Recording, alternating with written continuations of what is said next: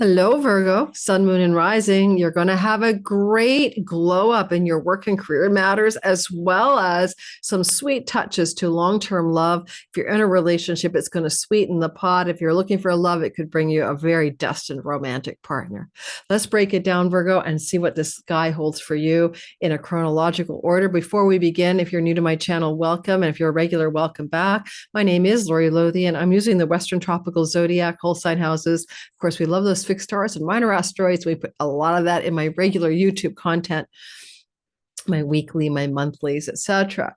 Now, one thing I want you to know is that I still have my Ho Ho Ho New Year Santa Claus sale on, because if you want to navigate your life, time your best life for 2025, I have a quarter by quarter breakdown, 2-hour videos plus a PDF guidebook, a downloadable audio video format that I wrote the guidebook for each sign separately.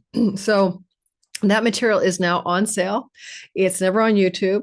You might want to get it. You can get the whole signs bundle and share with friends and family. Listen for your sun, moon, and rising. Share with your kids and friends, or you can just get your individual sign, and everything you need to know, including the discount code, is in the description box. This is just for my YouTube followers. This is not something that if you went to my website, you didn't know about this, you wouldn't get it. So it's for you guys, and go check it out below.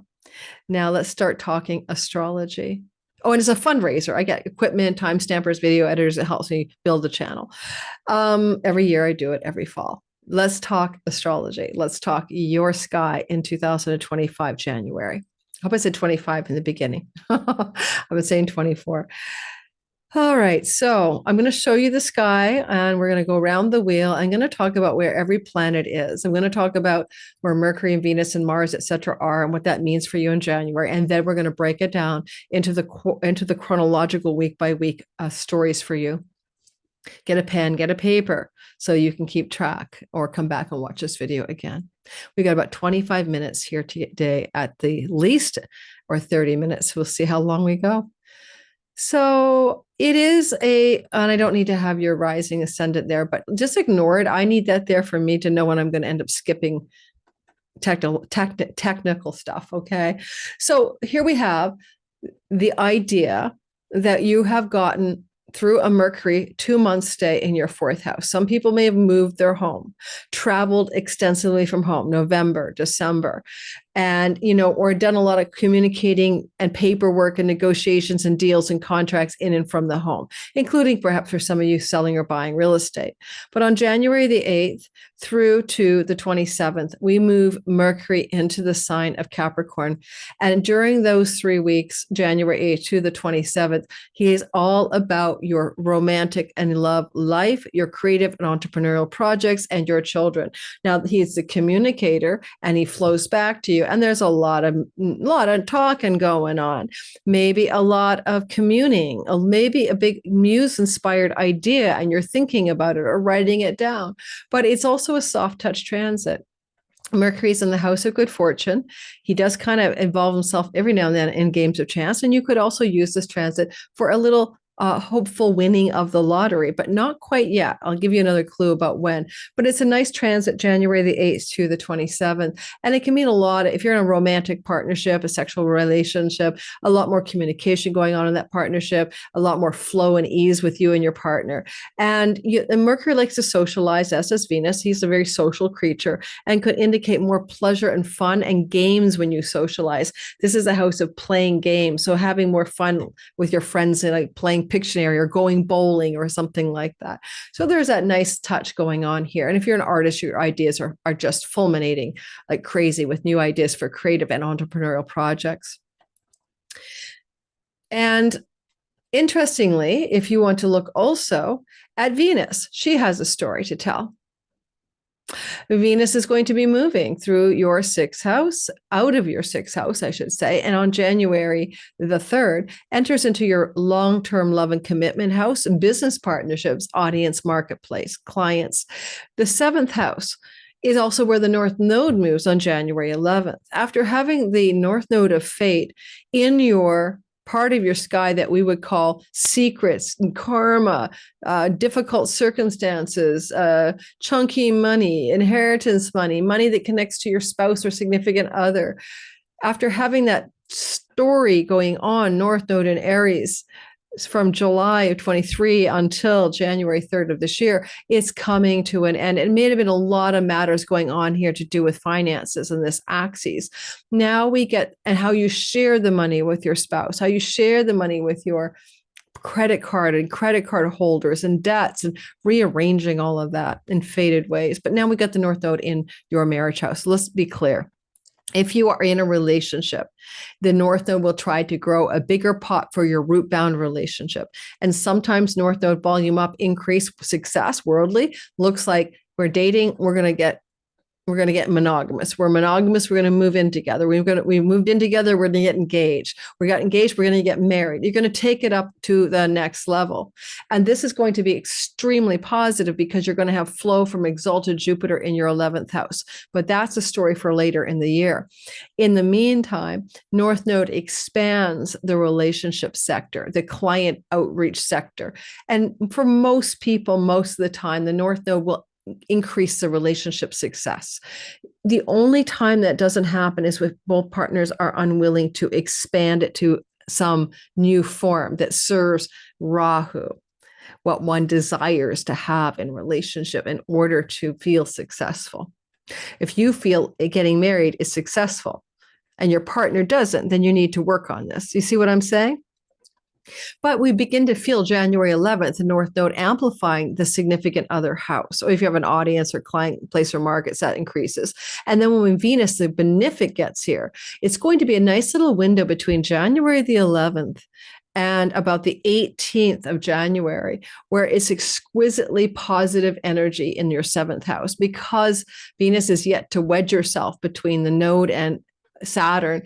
It is that 11th of the month to the 18th, where you can sign a deal, a contract, a negotiation, get a marriage proposal, find and meet the significant other of a lifetime. Your true love shows up on your doorstep. Venus is the planet that represents romantic relationships, and she's going to be amplified for you by the North Node of fate and destiny. That's a little prescription. Go on a date, go out, have fun, meet people on the 11th through to the 18th. Mars is moving through the sign of Cancer, where he has been traveling since. Mars is moving through the sign of Leo, where he has been traveling since November the 4th. So here he is, right here. And in the sign of Leo, he is asking you to cut away, end and sever, and quit addictions, sabotaging strategies, self-undoing. He's going to help you stop being your worst enemy, although every now and then he could bring hidden enemies out of the woodwork, people who really don't have your back. But Mars is also going to be, think of it this way, November the 3rd or 4th, he entered into Leo. Then he went as far as the 6th degree and backtracked on December 6th, and then he's going back. He wasn't ready yet to do something. He's the god of ending, cutting, severing, and quitting. What's the thing you need to quit? Is it weed, wine, women in song, drugs, rock and roll? You know best.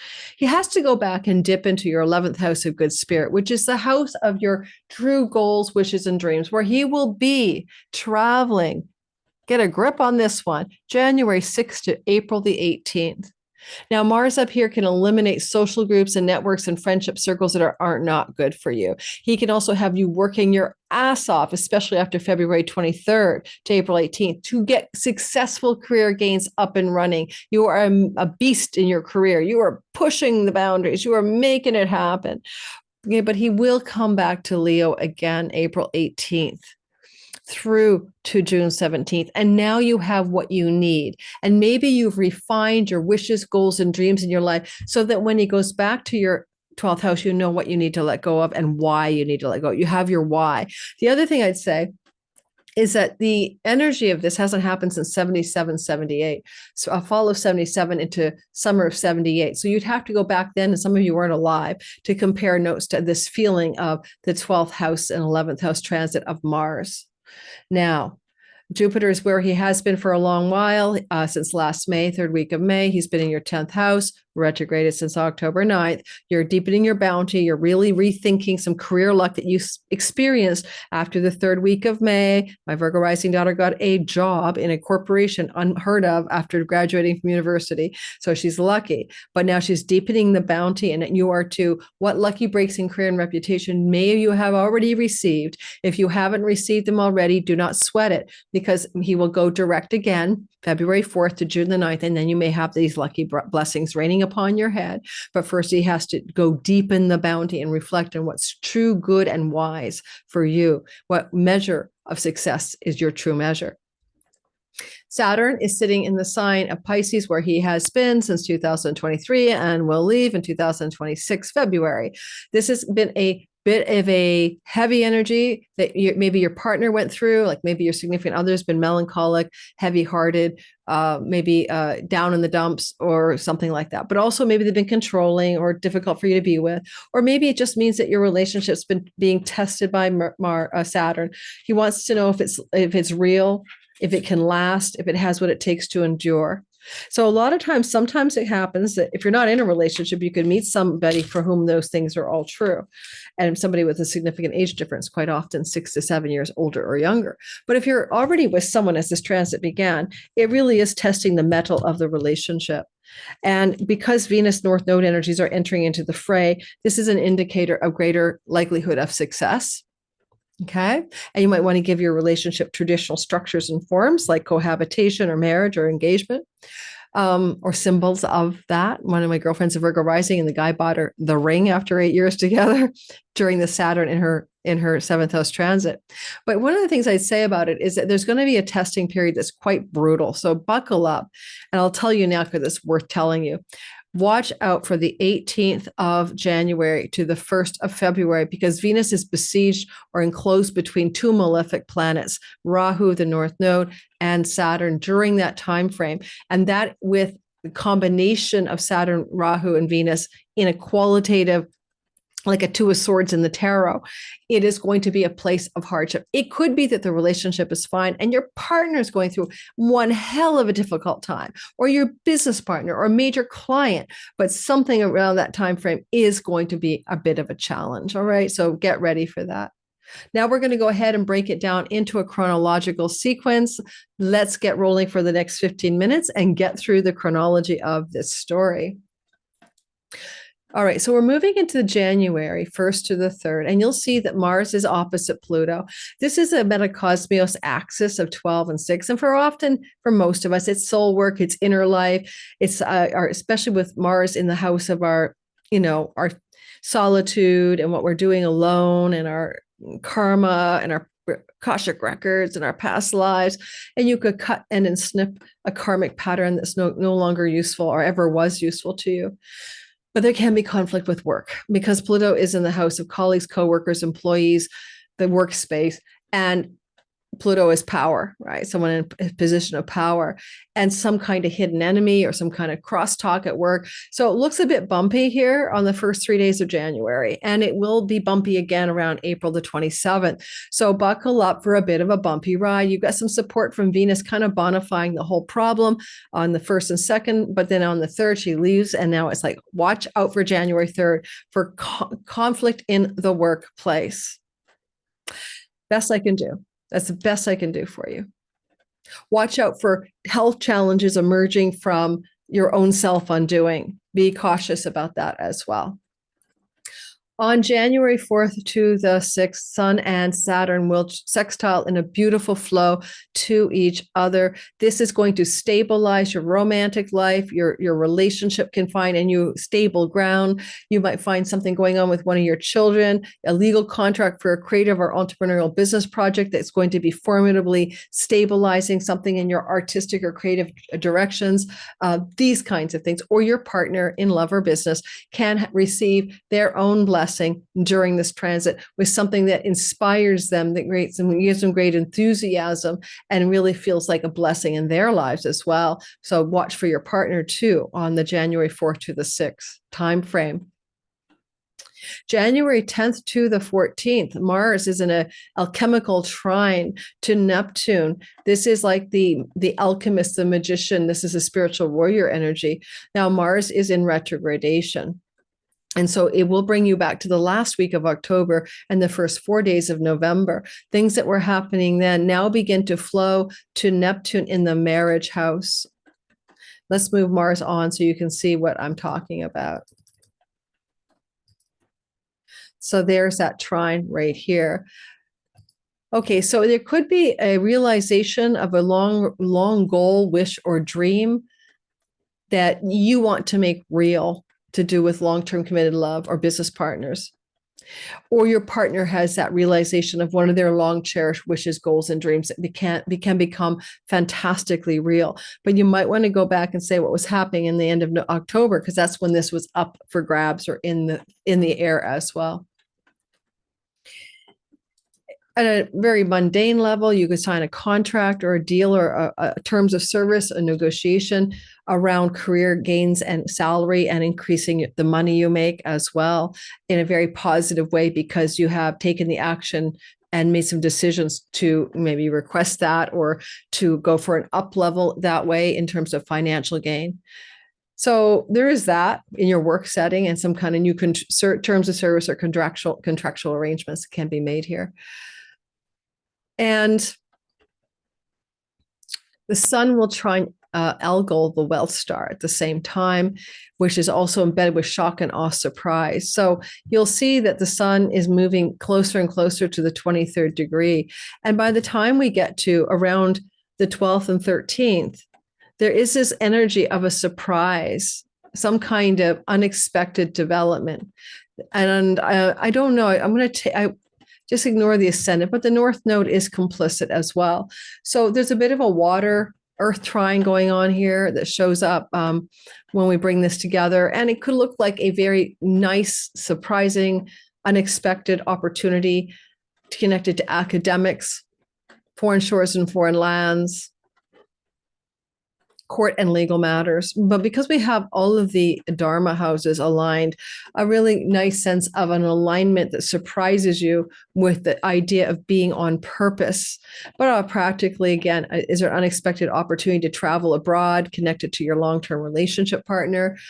Is there unexpected success of an entrepreneurial business endeavor or a creative project, getting like an international publisher, that kind of thing, some success in the creative fields as well.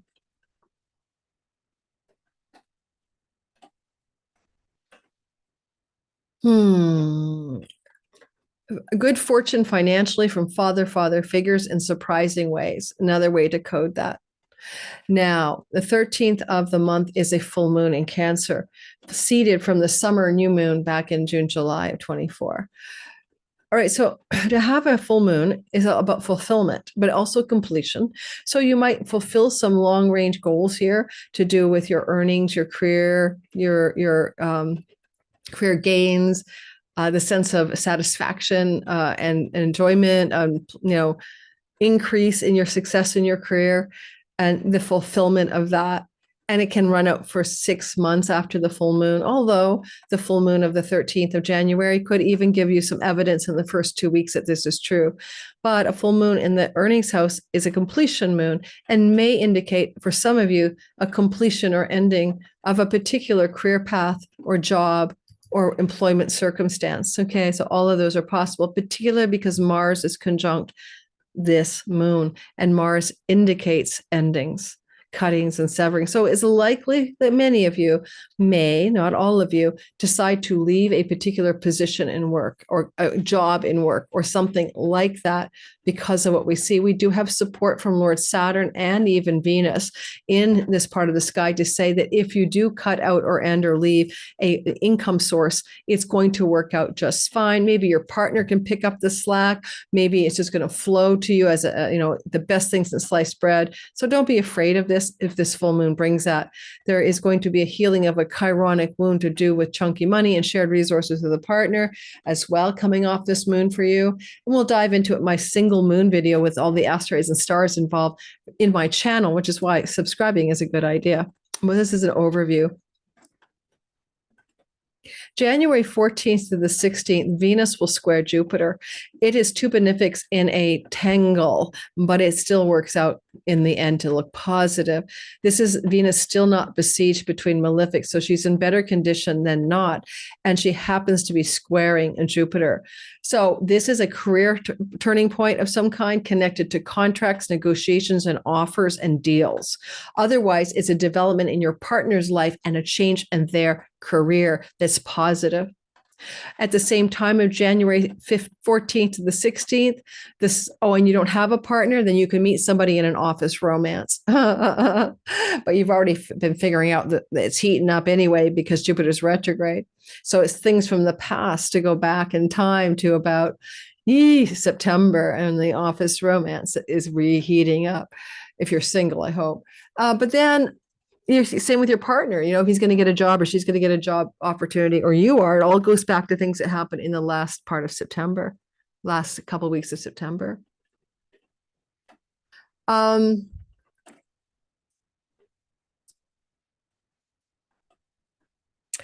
we're going to talk next about the sun opposite Mars. That's awfully harsh energy sometimes. So that's a conflict, right? Mars, he's got like emotions without control here. He's out of bounds and he's in a condition of his detriment. So some friend, an elder sibling or a friend, one above you elder sibling or a friend or a benefactor or colleague loses their shit and aims it at the fifth house. One of your children, someone like targets your romantic love partner, someone tries to duke it out with you about your creative entrepreneurial projects, someone wants to take the joy and kick it out of you. Now, Mars is opposing the sun, and sun is Leo for you. Everybody, it's for Leo. He rules the Leo sky. So it also may take you back to things to do with addiction, self-undoing, and self-sabotage. And some conflict emerging here with a romantic partner or a friendship circle and a blowout.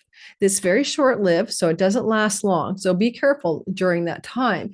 It's only a tiny little window of the 15th, 16th of January.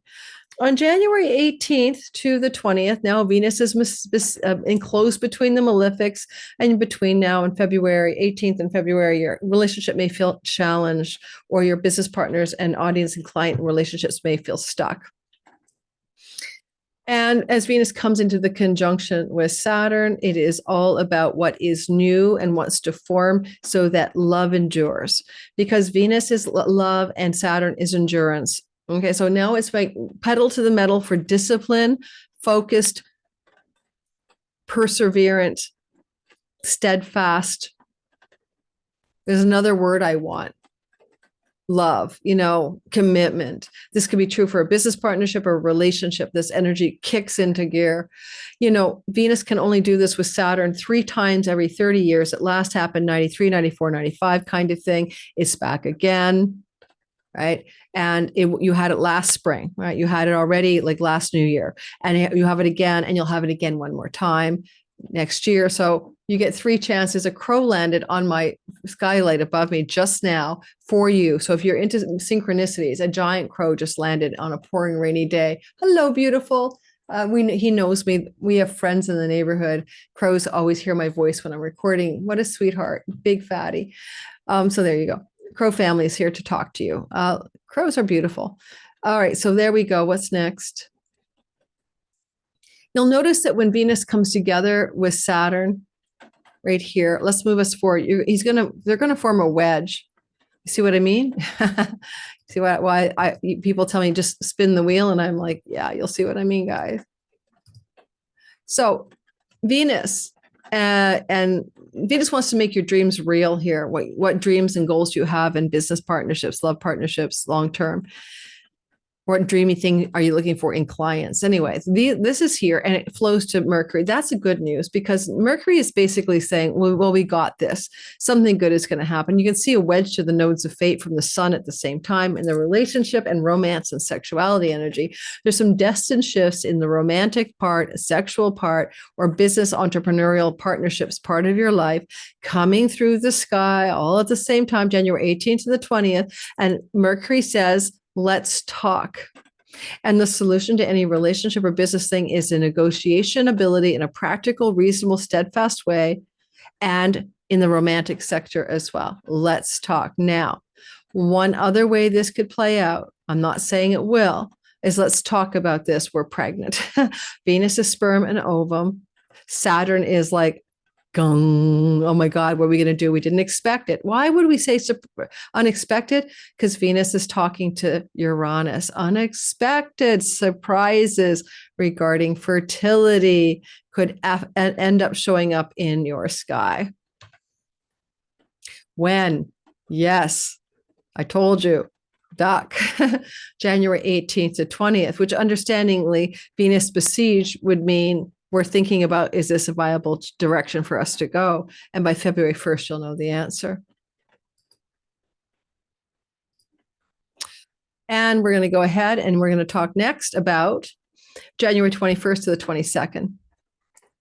I don't think I'll be able to advance the chart, but I'm going to give it the old college try and move ahead by an hour. I think I should be able to do that, but probably not. Nope. Probably wondering what I'm doing. It is the thing. Let's get it back in. Okay. And let's go back. Okay. So let's go. Now, what I'm trying to do is I'm trying to show you something to do a January 21st to the 22nd. I'm going to see if I can get ahead of this. Oh, I should have been able to do it before. January 21st to the 22nd. And during that window of time, you're going to notice this following story.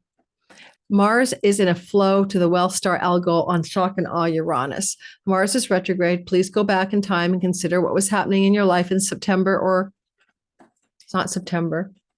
Yes, he was in Cancer here. This will be October, all September, October. What was going on in your life in October to do with career gains and friendship circles? And Mars is back in that part of the sky. And now he's flowing to Uranus in the house of higher education, book publishing deals, Lakshmi, luck, money luck connected to father figures. But it goes back to your career gains and social groups. Now, it could be things to do with a friend who's from a foreign shore or a friend that moved to a foreign shore. But you're looking at what was going on in October, because now it's a return and it's flowing in a wedge formation to Mercury. And this energy is very positive. There is conflict between Mercury and Mars, difficult conversations that must be worked out. Boom, trigger it into the 9th house. Conversations with your children about going off to university, discussions and conflicts with your romantic partner about legal matters in courts and judges, but unexpectedly positive developments through Uranus. Possibly sometimes the 9th house is like a guide, mentor, teacher, therapist type person, and some surprises in their life connected to your romantic life, your friendship circles, or your career gains. Maybe you have a business coach and some positive breakthrough. Keyword for Uranus, a breakthrough is happening here for you. So that's a nice guy. That's a sweet spot. And Mars, Pluto, and the Sun are tracking together as well. These two are hanging out between January 21st and 23rd. They're pretty close. Watch out for that in terms of issues to do with pets, the health of pets, issues to do with your work situation, and challenges in the work environment. Maybe some kind of reset button when it comes to wealth and power and riches connected to work. I do not mind the general flow from Jupiter. You're still protected. It's not like you're getting fired, at least that I can tell.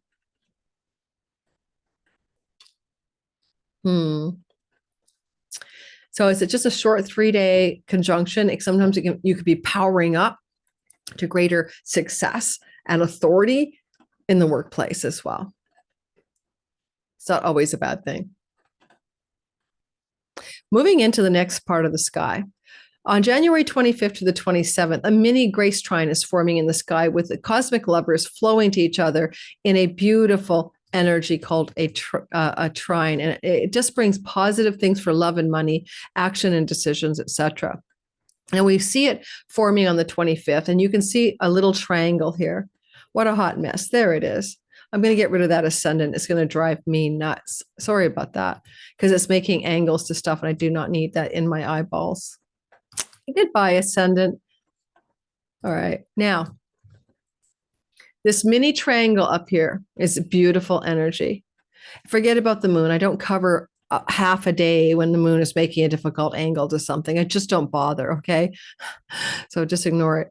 This is a little bit like a surprise connected to visas and passports, foreign lands and foreign shores, book publishing and legal and court matters, connected to contracts, deals and negotiations, business partners and significant other, connected to dreams, goals, and wishes, long-range plans for your life, and the way you make money. For example, suddenly, surprisingly, shockingly, your partner has got a job in another country. You're going to have to move and quit your job, but you're so happy because you didn't like it anyway. That's just an example, right?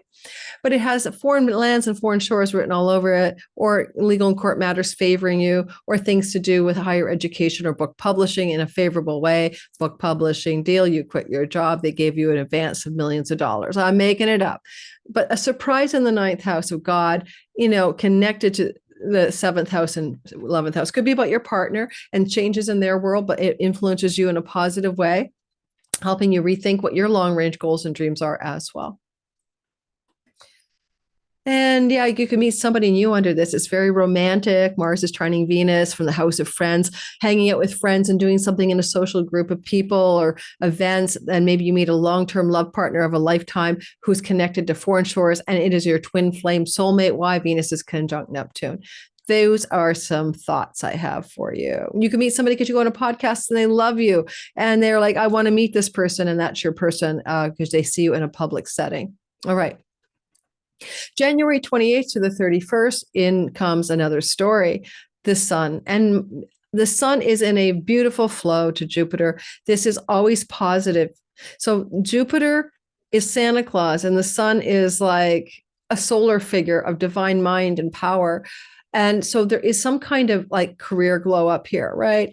This is a sun and with riches and power, Pluto flowing to Jupiter. And it looks like a raise, a promotion, a dream job interview, and it comes from the past. Jupiter's still retrograde. It likely comes from events that were occurring in your work, career, ambition, life area when Jupiter was in the part of the sky that would go back to September, right, up to October the 9th.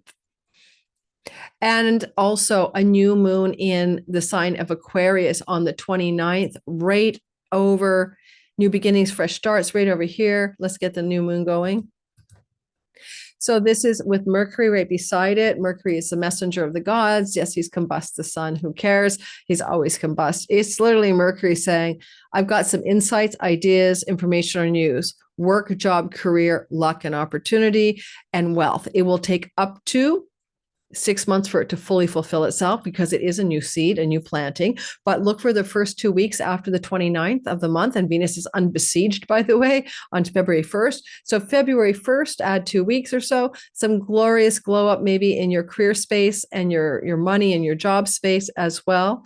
Maybe a new contract, maybe a new offer. Something good is trying to happen here. And last but not least, Venus will snuggle into Neptune for dreamy soulmate love, true love on the 31st of the month. And your partner might be having something beautiful happen. And if you're single looking for love, it's probably not too shabby to go on a first date around the 29th around the 31st when this is exact. Venus will then bump into the North Node and then be out of her besiegement by February 1st. But you can still meet somebody here because it's about destined love, fated love, and soulmate love. And now your partner could have a dream come true on something they value and something they wanted to have happen. Or if you have an audience and marketplace, something that you're putting out there into the audience and marketplace, a dream client, a dream product, a dream event, a dream glow up, a dream business partnership of some sort, because dreamy, fantastical Neptune meets with realistic and sober-minded Saturn, and Venus brings you the exalted pleasure, the exalted wealth, the exalted goodness of whatever she's up to in the house of other people. Like, oh my God, my new client, she's Venus Neptune. She's Celine Dion. She wants to pay me double my rate, and it's destined. There you go for worldly success. Have a great ride. Enjoy the ride. Enjoy the month of January 2025. Everything about me is in my description box below.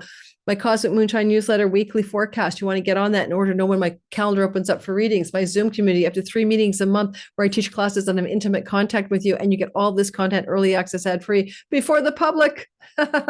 My Pluto Chronicles at Substack, where I'm writing about Pluto's journey through the sign of Aquarius with great abandon and fun, where I'm writing and having a lot of fun talking about just one thing. It's free. Check out Substack below. And you can upgrade to a paid level if you want, but otherwise it's free. Thanks, Virgo. Enjoy your January.